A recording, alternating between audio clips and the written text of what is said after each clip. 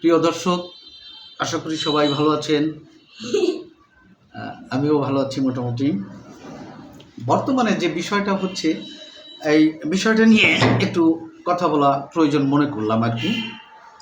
বিষয়টা হচ্ছে, দেখেন, প্রথম টপিকটা হচ্ছে, আমাদের দেশে একটি বিশাল জনগোষ্ঠী আছে যারা ভারত বিরোধিতা করে, ভারত বিরোধিতার রাজনীতিও করে।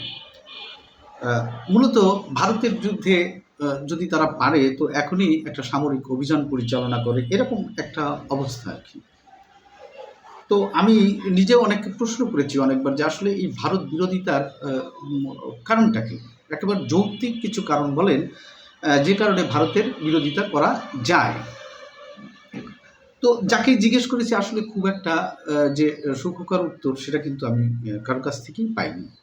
গোজামিল দেওয়া একটা ব্যাপার স্যাপার আর কি। আমি ব্যক্তিগতভাবে যেটা মনে করি যে ভারতের বিরোধিতার কারণ আমাদের দেশে দুটো। একটা হচ্ছে 1971 সাল। 1971 সালে ভারত এদেশের স্বাধীনতার পক্ষে ছিল। তারা আমাদেরকে অস্ত্র দিয়েছে, অর্থ সরবরাহ দিয়েছে, ট্রেনিং দিয়েছে। এদেশের প্রায় 2 কোটি মানুষকে তারা আশ্রয় দিয়েছে, শরণার্থীদের।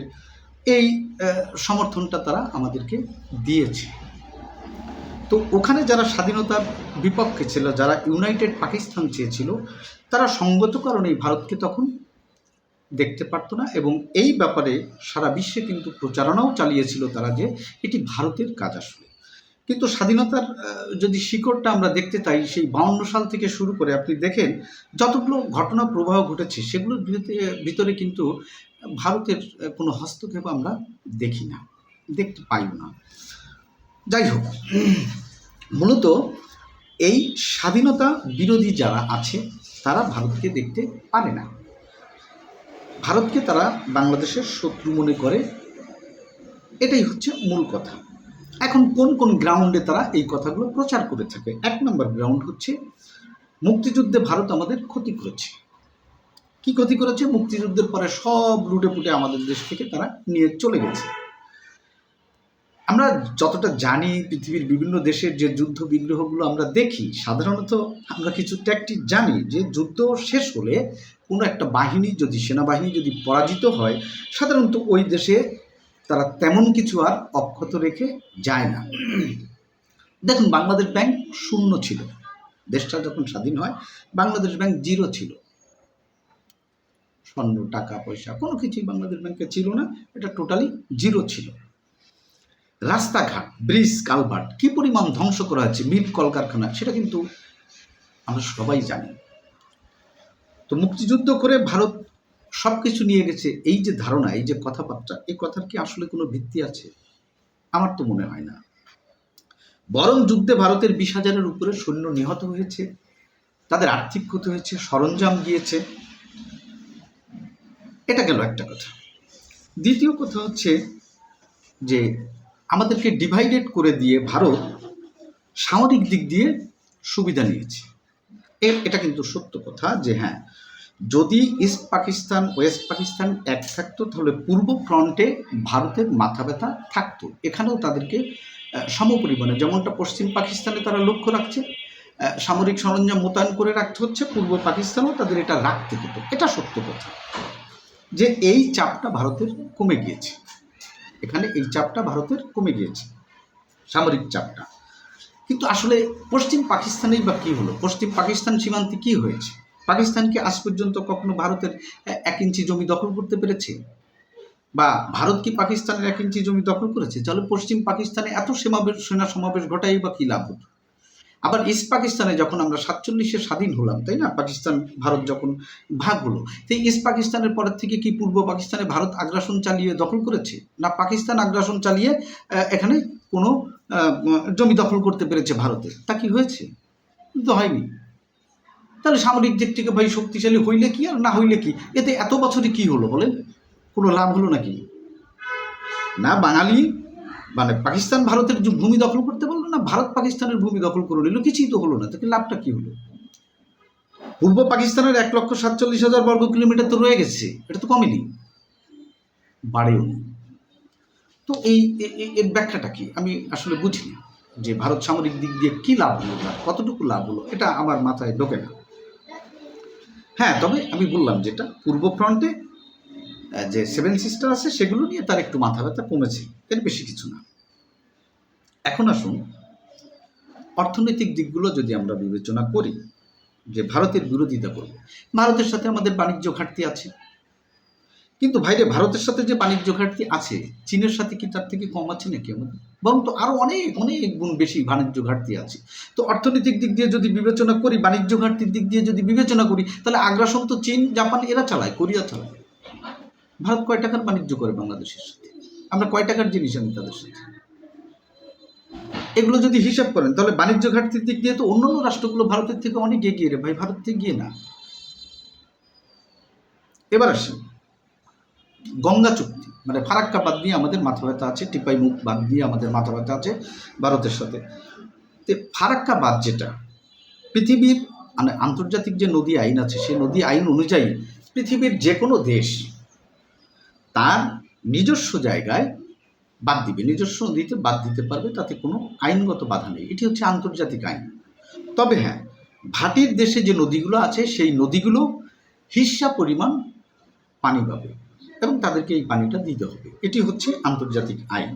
তো সেই আন্তর্জাতিক আইন অনুযায়ী ভারত তো ফারাক্কাবাদ দিতে পারে, ভারত ফারাক্কাবাদ দিয়েছে। এখন হচ্ছে আমরা ওই পানিটা পাই কিনা সেটি একটি প্রশ্ন, যে আমরা যে প্রাপ্যটা পাবো, হিস্সাটা পাবো, সেটা পাই কিনা।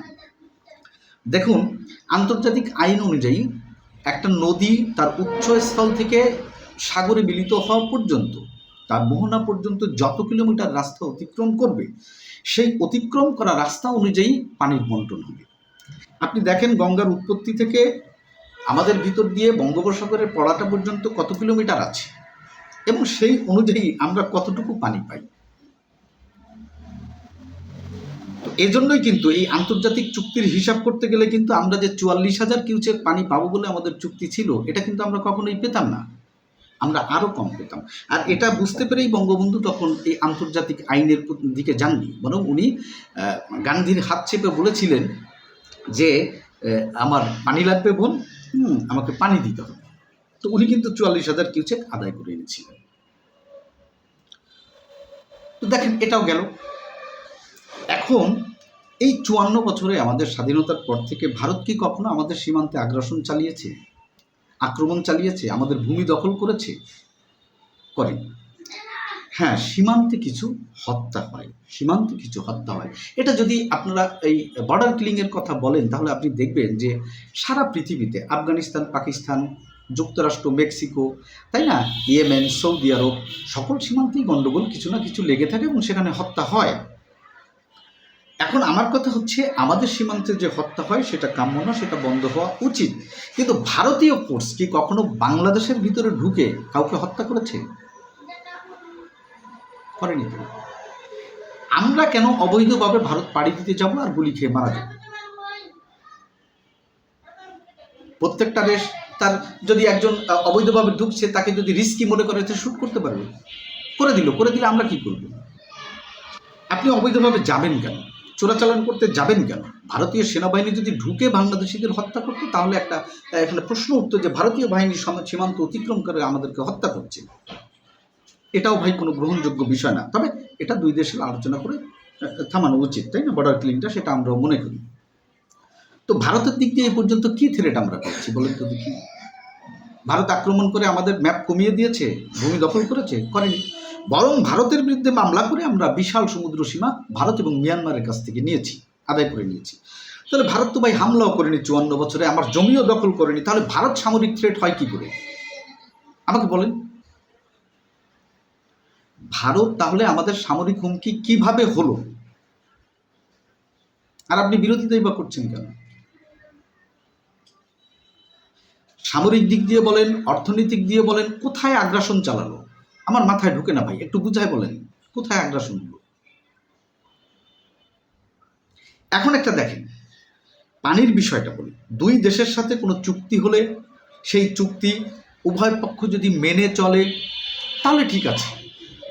এখন বঙ্গবন্ধু হত্যার পরে যখন মেজর জিয়াউর রহমান ক্ষমতা আসলেন তখন কিন্তু এই 7 সিস্টার নিয়ে একটা ব্যাপার ঘটলো। পাকিস্তানের সাথে জিয়াউর রহমান অর্থাৎ বাংলাদেশের সম্পর্ক উন্নয়ন হলো, হ্যাঁ, অনেক কিছু আমেরিকার সাথে হলো। তো সেখানে যখন আপনি একটা রাষ্ট্রের 7 সিস্টারকে ভেঙে ফেলার হুমকি দিবেন, তার অখণ্ডতা বিনষ্ট করবেন, হ্যাঁ, তাকে দেখে নেবেন ইত্যাদি ধরনের বক্তব্য দিবেন, আবার তার কাছ থেকে সব কিছু ভালো আশা করবেন, এটা তো হবে না ভাই, এটা হয় না। কারো কাছ থেকে ভালো কিছু আশা করতে হলে তো তার সাথে সুসম্পর্ক বজায় রাখতে হবে। এখন আসেন, এক্সচেঞ্জে বাংলাদেশ কি দিয়েছে রে ভাই?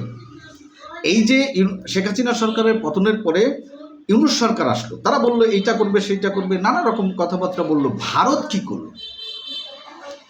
ভারত তাদের বন্দর ব্যবহার করা বন্ধ করে দিল বাংলাদেশের জন্য। আমাদের এক্সেসরি গার্মেন্টস এক্সপোর্টটা হ্যাম্পার্ড হয়ে গেল, বিপদে পড়ে গেলাম আমরা।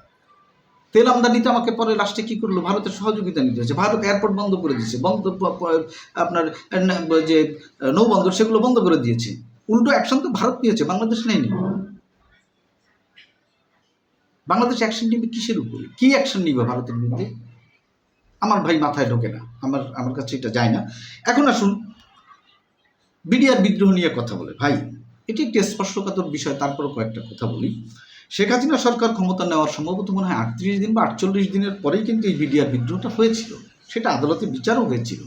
অনেকেই বলে ভারত বাংলাদেশ সেনাবাহিনীকে দুর্বল করে দেওয়ার জন্য এই ষড়যন্ত্রটি করেছে। হ্যাঁ, হতে পারে, কিন্তু একটি যুক্তি কোথায়? ভারতীয় সেনাবাহিনী পৃথিবীর 4র্থ সেনাবাহিনী। আক্ষরিক অর্থে যদি আমি সেনাবাহিনীর সংখ্যা, সামরিক সরঞ্জাম এবং যুদ্ধের অভিজ্ঞতা সব কিছু দিয়ে যদি বিবেচনা করি, তাহলে ভারত আমার থেকে 40 গুণ এগিয়ে আছে রে ভাই, ভারতীয় সেনাবাহিনী।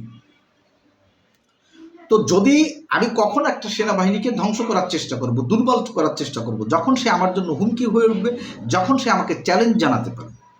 তো বাংলাদেশ সেনাবাহিনী তো ভাই যোজন যোজন দূরে ভারতীয় সেনাবাহিনীকে চ্যালেঞ্জ জানানোর জন্য, ভারতীয় সেনাবাহিনীর কোনো ক্ষতি করার জন্য, চ্যালেঞ্জ জানানোর জন্য তো যোজন যোজন দূরে। তাহলে ভারতীয় সেনাবাহিনীর কোন ঠেকাটা পড়ছে এই সাথে? পিলখানায় হত্যাকাণ্ড ঘটায় কয়েকজন, আমরা 50 জন অফিসার মেরে দিলে এমনি বাংলাদেশ সেনাবাহিনী দুর্বল হয়ে যাবে। তো সে এত সবল কোথায় যে ভারত আক্রমণ করে দখল করে নিবে? ভাই, এইটাও কিন্তু যুক্তিতে, আমার যুক্তিতে হয় না। এটি তাদের সেনাবাহিনী, আমাদের বিজিবি, বিডিআরদের ভিতরে অভ্যন্তরীণ কোন্দলে এটা হয়েছে বলে আমি মনে করি। এখানে ভারতের হাত আছে, এটা আমার কাছে মনেও হয় না, আর এটা কোনো যুক্তিতেও পড়ে না। যাই হোক, সেখানে গেল। দেখুন, আমাদের দেশের সামরিক বাহিনী স্বাধীনতার পর থেকে যে অবস্থায় ছিল, সেখান থেকে ধীরে ধীরে উন্নত হচ্ছে, ত্রিমাত্রিক সামরিক বাহিনীতে পরিণত হচ্ছে। আপনারা একটা কথা বলেন তো দেখি, গত 17 বছরে এই সামরিক বাহিনীর উন্নয়ন যেটা শেখ হাসিনার হাত দিয়ে হয়েছে, এত উন্নয়ন সামরিক বাহিনীর কোনো সরকার কি করেছে? আমাদের দেশে একটা সাবমেরিন ঘাঁটি যদি হয়, সেইখানে যদি সাবমেরিন থাকে, সেই সাবমেরিনগুলো নজরদারি করবে কার উপরে? ইন্ডিয়ার উপরে। তো শেখ হাসিনা তো সেটা করেছে। যে মিগ ফাইটারগুলো, 4th প্রজন্মের মিগ ফাইটারগুলো আনা হলো, সেগুলো বম্বিং করে কোথায়? যদি যুদ্ধ বাদে মিয়ানমার আর ইন্ডিয়ায় করবে। তো আমরা যদি চাইতাম যে, বা আওয়ামী লীগের লোকজন যদি চাইতো যে সেনাবাহিনীকে দুর্বল করে দেওয়া হবে, তাহলে তো এই লজিস্টিক সাপোর্টগুলো তারা আনতো না, আরও দুর্বল করা যায় কীভাবে সেই চিন্তা করতো। বরং সেটা তো হয়নি, উল্টো আধুনিকায়ন কীভাবে করা যায়, ত্রিমাত্রিক বাহিনীতে কীভাবে পরিণত করা যায়, সেটা তো শেখ হাসিনা সরকার চেষ্টা করে গেছেন। তাহলে কি মানে আমি বুঝি না ভারত বিরোধিতা কেন? দেখেন, আমি ছোটোবেলায় সীমান্ত এলাকাতে বড় হয়েছি, ওখানে আমি ছোটো থেকেই বড় হয়েছি। তো সীমান্ত সম্পর্কে আমার যথেষ্ট অভিজ্ঞতা আছে। তো এই সীমান্তে আগে কি হতো জানেন? এই এলাকার মানে ওই সীমান্ত এলাকা, বিশেষ করে কি মানে সাতক্ষীরা থেকে একেবারে খুলনা পর্যন্ত, এরকম একটা বিশাল এলাকায় দেখা যেত কি জানেন, ইভেন বরিশাল পর্যন্ত, যে একটা ভারতীয় শাড়ি না হলে হতো না। ভারতীয় শাড়ি মহিলারা পরতো, ভারতীয় ব্লাউজ, ভারতীয় কাপড় না হলে তখন আসলে বাজারে পাওয়া যেত না। তো দেখেন, আমাদের দেশের টেক্সটাইলগুলো যখন উন্নতি করেছে, যখন তারা কাপড় তৈরি করতে পেরেছি আমরা, তখন কি হয়েছে জানেন? ভারতীয় কাপড়গুলো কিন্তু আসা বন্ধ হয়ে গেছে।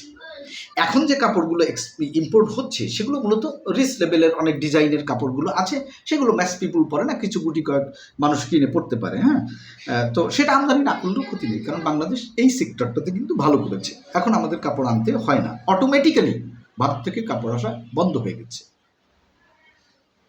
দেখুন, চিনি, একসময় ইন্ডিয়ান চিনি ছাড়া চিনি পাওয়া যেত, আমাদের দেশের যে রিফাইনারিগুলো আছে তৈরি হয়েছে, তাই না, চিনির মিলগুলো তৈরি হয়েছে বেসরকারিভাবে সরকারিভাবে, যেগুলোই হয়েছে কেন, এখন আমাদের চিনি কি ভারত থেকে আসে? আসে না তো। আর আগে প্রতিনিয়ত সকাল টু রাত 12টা পর্যন্ত ইন্ডিয়ান চিনি ঢুকতেই থাকতো, বাংলাদেশে ঢুকতেই থাকতো। এখন তো ইন্ডিয়ান চিনি আসে না রে ভাই। এমনিভাবে ধরেন গরুর কথাই বলি, এখান থেকে 10 বছর আগেও তো ইন্ডিয়ান গরু না হলে কুরবানি দেওয়াটা মুশকিল হয়ে যেত, বাজারে গরু থাকতো না। এটা কি হয়েছে, আস্তে আস্তে আমাদের এই সেক্টরটা উন্নতি করেছে। এখন আমাদের কোরবানি দেওয়ার জন্য যথেষ্ট গরু পশু বাংলাদেশেই হয়, সুতরাং ইন্ডিয়ান গরু না আসলেও নেই এবং আসেও না। তো এখন আপনি যখন, অর্থাৎ আমার দেশ যখন প্রতিটি সেক্টরে স্বয়ংসম্পূর্ণ হবে, তখন তো ইন্ডিয়ার যে এই যে বাণিজ্যগুলো আছে সেগুলো বন্ধ হয়ে যাবে। আপনি একটা কথা বলেন তো দেখি, আমাদের দেশে ইন্ডিয়া থেকে কি আনি আমরা আনি ইন্ডিয়া থেকে? এই একটু মশলা, পেঁয়াজ, জিরা, এই জিনিসগুলোই তো ভ্যালুয়েবল। কোন জিনিসগুলো আসে? স্বর্ণ কি ইন্ডিয়া থেকে বাংলাদেশে আসে? নো, বাংলাদেশ থেকে পাচার হয়ে ইন্ডিয়ায় যায়।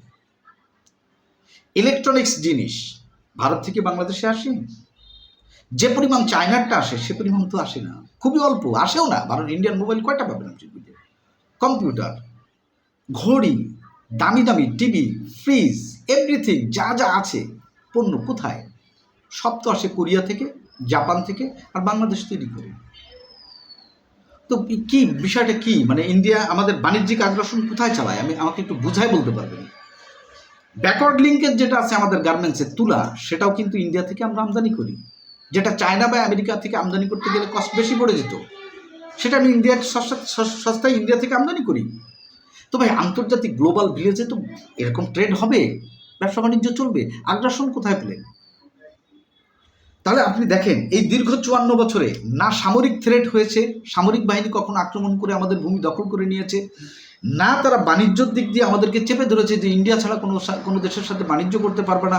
হ্যাঁ, কি বিষয়টা কি? তাহলে কি, কোন কারণে বিরোধিতা করছেন আপনি? ওই যে আমি বললাম 71 সালটাই আসো, এবং এই ন্যারেটিভটা বাংলাদেশের মানুষের ভিতরে এমনভাবে প্রচার করা হয়েছে যে একেবারে অকল্পনীয়ভাবে সাধারণ মানুষ ভারতের বিরোধিতা করছে। তো ভারতের বিরোধিতা করবেন, আপনি অপরাধ করছেন তা না। আমার কথা হচ্ছে বিরোধিতা করেন যে কোনো দেশের, আপনি ভারতের করেন, আমেরিকার করেন, যুক্তরাষ্ট্রের করেন, মানে যুক্তরাজ্যের করেন, যে কোনো দেশের বিরোধিতা করেন, কিন্তু তার একটা যুক্তি তো থাকতে হবে রে ভাই। কেন করতেছি, কী কারণে করতেছি, করাটা ঠিক হচ্ছে কি না, এই বিষয়গুলো না ভেবেই আপনি বিরোধিতা করতে থাকবেন 24 ঘন্টা, এটা কোন ধরনের কাজ? প্রতিবেশী সে ইহুদি, দেখেন মুসলিম রাষ্ট্রগুলো আছে না পাশাপাশি, আফগানিস্তান, পাকিস্তান লাগতেছে, ইয়েমেন, সৌদি আরব লাগে না? লাগে তো। যুক্তরাষ্ট্র, মেক্সিকো লাগে না? লাগে তো। তো সব দেশের সাথে সব দেশের বর্ডারে কিছু না কিছু গণ্ডগোল হবে। তো আমাদের উচিত হচ্ছে আমরা বুঝে শুনে বিরোধিতা করব, যে জিনিসটা আমাদের বিরোধিতা করা উচিত সেটাকে আমরা বিরোধিতা করব, যেটাতে নাই সেটা কেন বিরোধিতা করবো? একেবারে গড় পর্তায় বিরোধিতা কেন করতে হবে আমার? ওই যে বললাম 71, যারা মূলত অ্যাভারেজ ভারতের বিরোধিতা করে তারা এই 71-এর, আমি গ্যারান্টি দিয়ে বলতে পারি এদের সমস্যাই 71। আমি এই ভিডিওতে চ্যালেঞ্জ করলাম, ভারতের বিরোধিতা করতে হবে কেন? তথ্য প্রমাণ নিয়ে আসেন আমার কাছে। কয়টা চুক্তি বাংলাদেশ ভারতের সাথে করেছে? শুধু শেখ মুজিব না, শেখ মুজিব, জিয়াউর রহমান, খালেদা জিয়া, শেখ হাসিনা, কয়টা চুক্তি তারা ভারতের সাথে করেছে যেটাতে আমার স্বাধীনতা সার্বভৌমত্ব ক্ষুণ্ণ হয়, আমার দেশের সম্মান ক্ষুণ্ণ হয়ে যায়, আমার দেশের ইমেজ নষ্ট হয়ে যায়? দেখেন, নিয়ে আসেন। ইউনুস সরকার আমেরিকার সাথে যে বাণিজ্য চুক্তি করেছে বলে জানা যাচ্ছে, সেটা যদি আপনি, সেটারও তো বিরোধিতা করবেন, আমেরিকার বিরোধিতা করবেন, করছেন না কেন আপনি? ভারত কেন? যখন একই অন্যায় দুটো দেশ করবে, আপনি দুটো দেশের বিরোধিতা করবেন। যুক্তরাষ্ট্র যে অন্যায় করছে, আপনি কি তার বিরোধিতা করতে হবে? ভারত করলে তার বিরোধিতা করবেন, কোনো অসুবিধা নেই। কিন্তু আপনি ধেয়ে শুধু ভারত কেন? হ্যাঁ, একটাই কারণ, 71। এবার আমি আপনাকে দ্বিতীয় কারণটা বলি। দ্বিতীয় কারণটা হচ্ছে ধর্মীয় কারণ। বাংলাদেশের মানুষ, অধিকাংশ মানুষ আমরা মুসলমান, আর ভারত হচ্ছে একটি হিন্দু রাষ্ট্র। সমস্যাটা মূলত এখানেও আছে। ভারতের কিছু কর্মকাণ্ড বাংলাদেশের মুসলমানদেরকে আহত করে, ব্যথিত করে। যেমন বাবরি মসজিদ ভেঙে ফেলা, এটা পৃথিবীর সব মুসলমানকে আঘাত করেছে, কষ্ট দিয়েছে। এই কোরবানি ঈদে গরু জবাই দিতে না দেওয়া, কোরবানির হাট দিতে না দেওয়া, এটাও সকল মুসলমানকে কষ্ট দেয়, আঘাত করে। পৃথিবীর সব মুসলমানকে, বাঙালি মুসলমানদেরকে কষ্ট দেয়। এটা একটা কারণ, এই ধর্মীয় দৃষ্টিকোণ থেকে একটা কারণ। যেরকম এক ভাই আমাকে প্রশ্ন করেছে পরশুদিনকে যে জাকির নায়ককে নিষিদ্ধ করলো। এখন দেখেন, ভাই, হ্যাঁ আমি তো বললামই যে ধর্মীয় দৃষ্টিকোণ থেকে এটা খারাপ, এটা আমাদের আঘাত লাগে, আমাদের কষ্ট হয়। একটা মুসলমান ভাই যখন কোথাও আপনার নির্যাতিত হয় তখন আমাদের কষ্ট হয়, আমাদের খারাপ লাগে। তো সে ভারতে যখন নির্যাতিত হয় তখন অবশ্যই আমাদের খারাপ লাগবে, এটাই স্বাভাবিক ব্যাপার। ভারতে যদি ইসলাম ধর্মের অবমাননা হয় আমাদের খারাপ লাগবে, এটাই স্বাভাবিক ব্যাপার। তো এই ধর্মীয় কারণে একটা বিরোধিতা থাকতে পারে, সেক্ষেত্রে ভারতের উচিত হচ্ছে সহনশীল আচরণ করা ধর্ম নিয়ে। যদি তারা ধর্মীয় দৃষ্টিকোণ থেকে বাংলাদেশের সাথে সুসম্পর্ক চায় তাহলে ভারতের উচিত হবে এই জিনিসগুলোকে যতটা সম্ভব অ্যাভয়েড করা। কিন্তু সমস্যা হচ্ছে কি জানেন, ভারতে এই ধর্ম রাজনীতি আছে এবং বিজেপি মূলত এই ধর্ম নিয়ে, হিন্দুত্ববাদ নিয়েই রাজনীতি করে আজকে তার এখানে উত্থান ঘটেছে। তো মাঝে মাঝে তাকে কি করতে হয়, এই রাজনৈতিক কারণে বিজেপি এই কাজগুলো করে থাকে হিন্দুদের একটা সমর্থন পাওয়ার জন্য। এটি একটি কারণ বাংলাদেশের মুসলমানদের ভারতের সাথে মানে ভারতকে অপছন্দ করা। আর আমি এটা অস্বীকার করি না, যে কারণে যদি কেউ ভারতকে অপছন্দ করে তাহলে ঠিক আছে, যে না ধর্মীয় দৃষ্টিকোণ থেকে ভারত আমার পছন্দ না, ভারত আমার ভালো না, সেক্ষেত্রে আমিও একমত। হ্যাঁ, তাদের আমার ইসলাম ধর্ম যখন কোথাও আঘাত করবে, কেউ মুসলমানদের উপরে যদি আঘাত করে, ভাই খারাপ লাগে, এটা আমারও খারাপ লাগবে। সেক্ষেত্রে ভারতীয়দের বিরোধিতা করতে আপত্তি নেই, সেক্ষেত্রে ভারতকে 10 কথা বলতে আপত্তি নেই যে তুমি মুসলিম নির্যাতন করছো। এটা এখন প্রশ্ন হচ্ছে শুধু ভারত করে কিনা সারা বিশ্বে মুসলমানদের নির্যাতন। আপনাদেরকে ক্লিয়ার একটা কথা বলি, মধ্যপ্রাচ্যে এই যে ফিলিস্তিনি ভাইদেরকে আজকে এতটা বছর ধরে হত্যাযজ্ঞ, নির্যাতন, অত্যাচার করে আসতেছে ইসরায়েল, আমরা ইসরায়েলের বিরোধিতা করি, কিন্তু ইসরায়েলকে যে সৃষ্টি করেছে, ইসরায়েলকে যে ব্যাকআপ দেয়, ইসরায়েলকে দিয়ে যে করায়, সেই যুক্তরাষ্ট্রের ব্যাপারে আপনার মনোভাব কি? ইসরায়েলকে ঘৃণা করার আগে তো আপনার যুক্তরাষ্ট্রকে ঘৃণা করতে হবে, কারণ যুক্তরাষ্ট্রই তো সব কিছুর মূলে। কিন্তু আপনি কি করছেন? আপনি যুক্তরাষ্ট্রের সাথে সুসম্পর্ক বজায় রাখছেন, যুক্তরাষ্ট্রের ডলার এনে সরকার পতন ঘটাচ্ছেন, যুক্তরাষ্ট্রকে এটা দিচ্ছেন, বাণিজ্য চুক্তি করছেন, সব ঠিক আছে। তাহলে আপনি ধর্মীয় দৃষ্টিকোণ থেকে যুক্তরাষ্ট্রকে ঘৃণা কেন করছেন না, ভারতকে কেন করছেন? ভারতকে যদি বয়কট করেন, ভারতের বিরুদ্ধে যদি মিছিল করেন, আপনাকে ধর্মীয় দৃষ্টিকোণ থেকে যুক্তরাষ্ট্রের বিরুদ্ধে মিছিল করতে হবে। করছেন আপনি, করেন না কেন? সমস্যাটা এখানেই। যুক্তরাষ্ট্রের বিরোধিতা করলে আপনার গদি থাকবে না, যেমন শেখ হাসিনার নেই, আপনার গদি থাকবে না। এই জন্য আপনি যুক্তরাষ্ট্রের বিরোধিতা করবেন না, ধর্মীয় দৃষ্টিকোণ থেকে বলেন আর অর্থনৈতিক দৃষ্টিকোণ থেকে বলেন। আপনি বিরোধিতা করবেন কার? ভারতের। ধর্মীয় দৃষ্টিকোণ থেকে আপনি ভারতের বিরোধিতা করবেন। তাহলে দ্বিচারিতা হয়ে গেল না ভাই? এই দ্বিচারিতা কেন করবেন? বিরুদ্ধচারণ যখন করবেন ধর্মীয় দৃষ্টিকোণ থেকে, তখন সবার বিরুদ্ধে, যারা ইসলামের বিরুদ্ধে কাজ করবে, কথা বলবে, ইসলামের উপর নির্যাতন করবে, আপনি সবার বিপক্ষে থাকবেন, সবার বিরুদ্ধে থাকবেন। আপনি কেন শুধু ভারতের বিরুদ্ধে থাকছেন? ইসরায়েলের বিরুদ্ধে মিছিল দিচ্ছেন না কেন? আমেরিকার বিরুদ্ধে মিছিল দিচ্ছেন না কেন? কই? তা আপনি দ্বিচারিতা কেন করছেন? তার মানে এক্স্যাক্টলি আপনার কাছে ধর্মীয় সেন্টিমেন্টটা বড় কথা নয়, আপনার রাজনৈতিক স্বার্থটা হচ্ছে বড় কথা। ভারত বিরোধিতা করে কিভাবে আমি রাজনীতিতে আগায় যাব, আপনার কাজ হচ্ছে সেইটা। প্রকৃতপক্ষে বিরোধিতা করার মতো যথেষ্ট কোনো কারণ আপনার কাছে নাই। এজন্য যখন আমি এই মানুষকে, কাউকে যখন প্রশ্ন করি, এই প্রশ্নগুলো করি, তখন তারা কি বলে জানেন? যে আমি মনে হয় ভারতের দালাল। আরে ভাই, আমি ভারতের দালাল হতে যাবো কেন? আপনি দেখান। আমার সামরিক বাহিনীকে অনেক উন্নত করতে হবে, সেটাতে আমি একমত, এবং সেটা ধীরে ধীরে হচ্ছে। আমি পারলে আমিও সেটা করতাম। আমার ক্ষমতা থাকলে আমি 1000 ফাইটার কিনে আনতাম।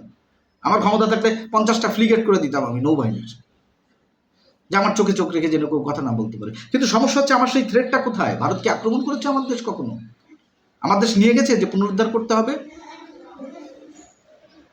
হ্যাঁ, আমার সামরিক বাহিনী দরকার আছে, আমার শক্তিশালী করতে হবে সামরিক বাহিনী, সেটা আমার আর্থিক সক্ষমতার সাথে বিবেচনা করে ধীরে ধীরে আমরা সেখানে নিয়ে আসবো। এবার আসেন, আপনারা যারা ভারত বিরোধিতা করছেন, এই সামরিক বাহিনীর কথা বলছেন, আমি আপনাদেরকে একটা কথা বলি।